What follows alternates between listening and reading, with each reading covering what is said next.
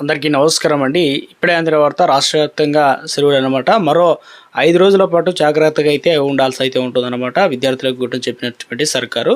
So ఇక తెలంగాణ రాష్ట్ర వ్యాప్తంగా విస్తృతంగా వర్షాలు అయితే పడుతున్నాయి. సో ఇక ఈరోజు ఏ జిల్లాలకు ముఖ్యంగా ఎక్కడెక్కడ ఏ ప్రాంతాల్లో స్కూళ్ళు కాలేజీలు బంద్ చేయనున్నారు ఆ వివరాలన్నీ మనం ఇప్పుడే నోటిఫికేషన్ అయితే ఇవ్వడం జరిగింది.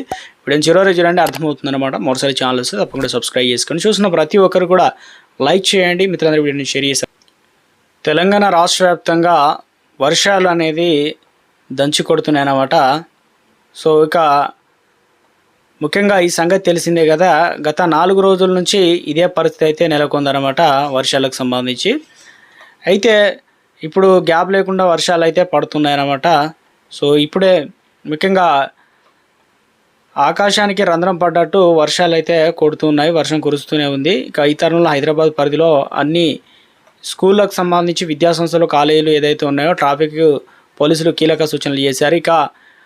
ఇక ముఖ్యంగా స్కూళ్ళు కాలేజీలు అన్నీ కూడా ఆన్లైన్లో వర్చువల్ క్లాసులు నిర్వహించాలని ఆదేశాలు అయితే జారీ చేయడం జరిగిందనమాట.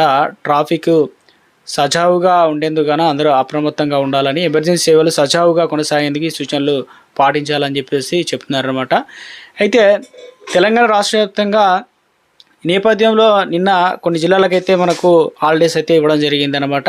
ఇప్పుడు కూడా భారీ వర్షాల నేపథ్యంలో నిన్న ఆసిఫాబాద్, నిర్మల్, నిజామాబాద్, పెద్దపల్లి జిల్లాలో స్కూళ్ళకు అధికారులు సెలవులు ప్రకటించారు. అయితే చాలామంది విద్యార్థులు ఇబ్బంది పడి పాఠశాలకు చేరుకున్న తర్వాత విషయం తెలిసిందనమాట. ఇవాళ అతి భారీ వర్షాల హెచ్చరికలు ఉన్నాయి కాబట్టి ఇప్పటి వరకు సెలవులు ఇక ఆయా జిల్లా కలెక్టర్లు అయితే ప్రకటించడం జరుగుతుందనమాట. వాగులు, వంకలు ఇక ఆయా ప్రాంతాల్లో ముఖ్యంగా రాకపోకలు కూడా ఇబ్బందులు అయితే ఉంటాయి కాబట్టి అప్రమత్తంగా అయితే ఉండాలన్నమాట ప్రజలంతా. అదేవిధంగా పిల్లల తల్లిదండ్రులు కూడా ఇక ఈ 3 నుంచి 4 రోజులు అయితే వర్షాలు అయితే ఉన్నట్టు చెప్తున్నారు కాబట్టి అధికారులు హైదరాబాద్ వాతావరణ కేంద్రం ఇక ఈ వర్షాలు పడే ఇతర చోట్ల కూడా ఆన్లైన్ క్లాసులు నిర్వహించాలని విద్యార్థుల తల్లిదండ్రులు అయితే డిమాండ్ చేస్తున్నారన్నమాట. అవసరమైతే విద్యార్థులకు సెలవులు కూడా ఇవ్వాలని చెప్పేసి అంటున్నారన్నమాట.